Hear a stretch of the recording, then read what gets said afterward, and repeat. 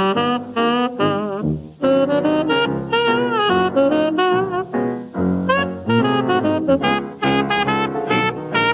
warahmatullahi wabarakatuh. Kenapa saya Nabila Budiri? Pada semester kali ini saya akan menjelaskan tentang psikologi perkembangan dalam pendidikan yang membahas bagaimana manusia tumbuh dan berkembang sepanjang hidup, serta bagaimana hal tersebut berpengaruh dalam proses pendidikan. Pada slide pertama ini kita akan membahas tentang hakikat pendidikan dan psikologi pendidikan. Pendidikan merupakan proses penting dalam kehidupan manusia yang bertujuan mengembangkan potensi diri, membentuk karakter, serta membekali individu dengan keterampilan hidup. Dalam proses pendidikan, psikologi pendidikan memiliki peran penting karena membantu memahami bagaimana siswa belajar, berpikir, dan berperilaku. Dengan memahami psikologi pendidikan, pendidik dapat menyesuaikan metode pembelajaran sesuai dengan kebutuhan dan karakteristik siswa. Pada slide ini kita membahas berbagai aliran psikologi yang menjadi dasar dalam memahami perilaku. Beberapa aliran psikologi yang penting yaitu ada aliran behaviorisme, psikoanalisis, gestalt, humanisme, dan kognitivisme.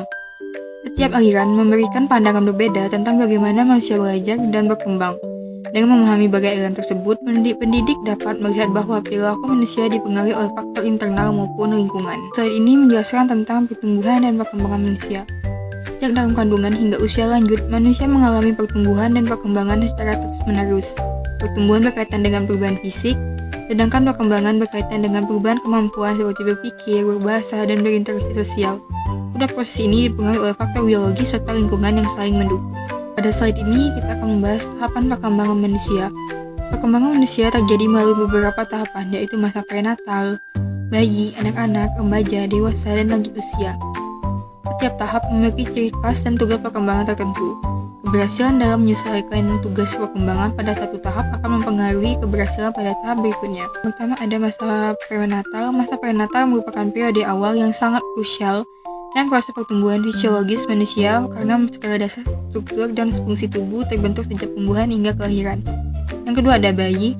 Masa bayi merupakan periode pertumbuhan fisiologis yang sangat pesat dan menjadi fondasi penting bagi perkembangan selanjutnya. Yang ketiga ada anak-anak.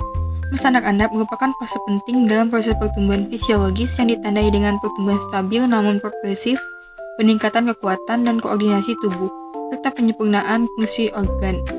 Selanjutnya ada remaja, masa peralihan dari kanak-kanak ke dewasa yang ditandai dengan pubertas seperti perubahan hormonal, fisik, dan reproduksi. Di fase dewasa, kematangan fisik mencapai puncak. Fokus hidup berada pada kemandirian, tanggung jawab sosial, karir, dan pembentukan ikatan sosial atau keluarga. Yang terakhir adalah lanjut usia, fase penurunan fungsi fisik yaitu tulang, daya tahan tubuh, dan kognitif. Ini menjelaskan tentang perkembangan kognitif, bahasa, dan sosial.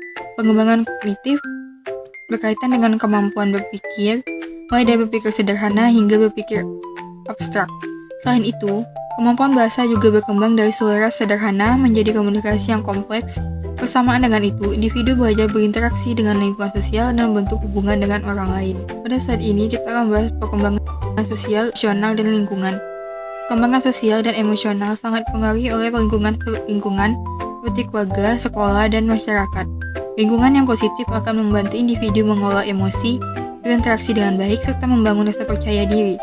Sebaliknya, lingkungan yang kurang mendukung dapat menghambat perkembangan sosial dan emosional. Pada slide ini membahas tentang pengaruh diversitas sosiokultural. Dalam kehidupan masyarakat, terdapat keberagaman budaya, bahasa, nilai, dan gender yang dikenal sebagai diversitas sosiokultural. Keberagaman ini perlu dihargai dengan dunia pendidikan melalui pendidikan multikultural. Tujuannya adalah menumbuhkan sikap toleransi, menghargai perbedaan, serta menciptakan lingkungan belajar yang adil dan inklusif. Pada slide ini kita akan membahas tentang perkembangan intelijensi atau kecerdasan.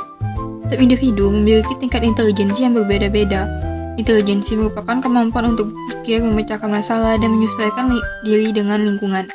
Kecerdasan tidak hanya satu jenis, tetapi terdiri dari berbagai bentuk seperti kecerdasan bahasa, logika matematika, sosial, dan lainnya. Intelijensi dipengaruhi oleh faktor keturunan dan lingkungan. Pada saat ini kita membahas teori belajar behaviorisme dan kognitivisme. Dalam proses belajar, teori behaviorisme menjelaskan bahwa belajar terjadi melalui perubahan perilaku akibat stimulus dan respon.